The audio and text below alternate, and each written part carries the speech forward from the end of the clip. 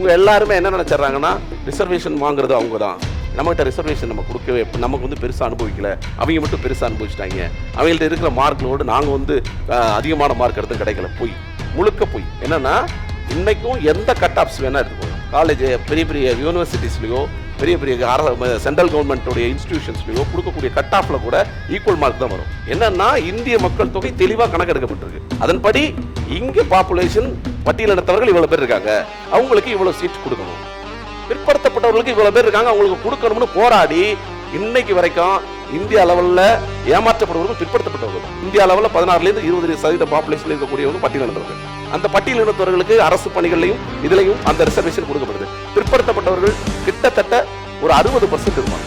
ஏன்னா ஒரு 20% வந்து அப்ப அதாவது அதர் காஸ்ட் அப்படிங்கிற ஒரு கேட்டகரியில் இருக்கு. இந்த 60%க்கு 27% தான் ரிசர்வேஷன் இந்திய லெவலில். அந்த 27% ஃபில்அப் பண்ணப்பட்டிருக்கான்னு பார்த்தீங்கன்னா இல்லவே இல்லை.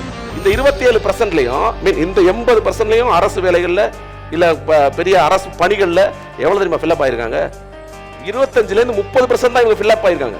அவங்களோட இடத்த எந்த காரணம் கொண்டும் பட்டியலினத்தவர்கள் பிடிக்கவே இல்லை. பிடிச்சது எல்லாமே அதர் காஸ்ட்னு சொல்லக்கூடிய மேல உள்ள ஆளுங்க. இவங்களுக்கு 1% கூட கோபம் அவங்க மேல வரவே இல்லை.